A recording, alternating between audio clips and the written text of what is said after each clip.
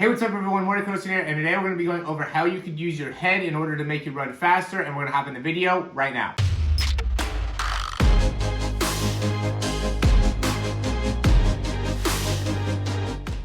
Alright, so the whole premise of this video actually happened by mistake. I was running on the treadmill and I actually almost kind of slipped off, kind of went off to the side a little bit, and when I did that, I ended up having to kind of bob in my head a little bit more in order to kind of regain my traction, and I actually was able to run faster because I created this little head bob as I was going. It was something that I just kind of naturally responded to, but it made me think, I wonder if the top sprinters actually do that. So I went ahead and looked at Usain Bolt, his best race ever, the fastest human to ever run, and just want to be able to see what exactly happens with their head in order to make it so they run faster. Before we do, if you like the information, go ahead and click that thumbs up down below. Subscribe to the channel if you haven't already, and if you have any questions, comments, recommendations, or anything like that, go ahead and leave those down below. We're gonna hop right back in the video. Okay, so we got, really all the best sprinters in, or some of the best sprinters in the world right here, and we can see the start, and you can definitely see with Tyson Gay how much he uses his head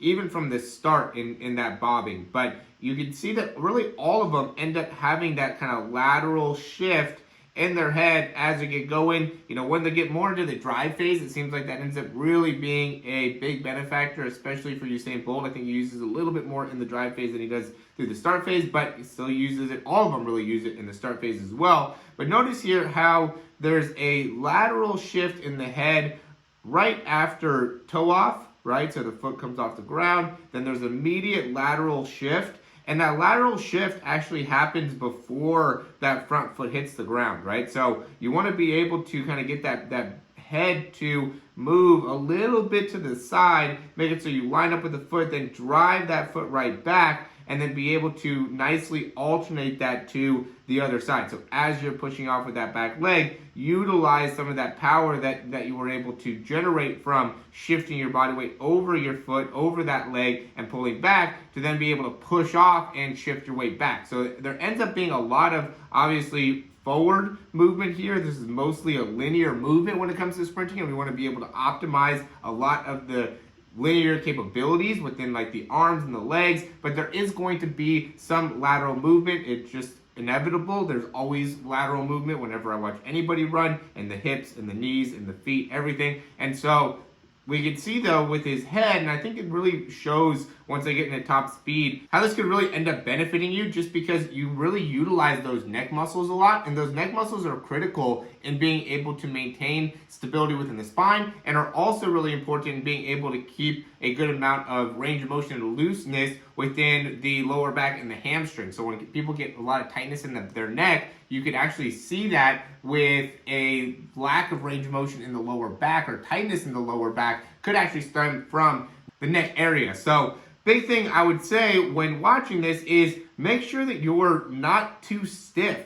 in your head as you're sprinting, because that could actually be slowing you down in your ability to really get to your top speed and maximizing your top speed. So, understanding how to utilize the head through the drive phase, through the top end speed phase, I think would be really, really beneficial for myself, as well as a lot of us that are watching that might not really even realize that is an actual thing. For me, I didn't even realize that this could actually help me in getting faster. So now that I know, and I probably do it a little bit kind of naturally, but being able to figure this out, go through some breakdowns, be able to, work on it, I think will really help me in being able to achieve a whole other level of speed capabilities. And it's all about these critical details when it comes to improving your speed, which is why I highly recommend you guys checking out our speed breakdown, because once I can see what it is that you can really work on, then it really makes a big difference in being able to actually translate that into your top speed. So even something like this, it might end up being something that you can utilize and try to implement, but unless you get some good coaching to be able to identify what are some of the things that are going wrong, or what are some of the areas you can improve,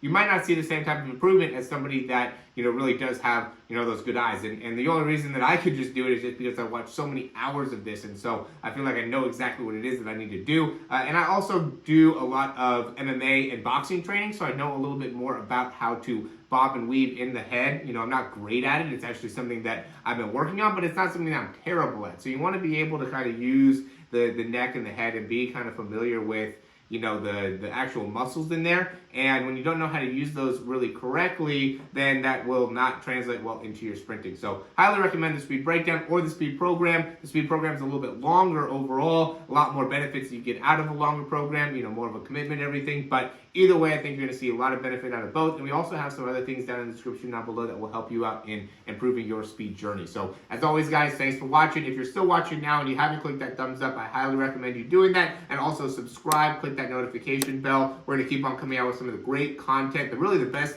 content on YouTube when it comes to speed. And it's all going to be right here. Thanks for watching. Talk to you soon.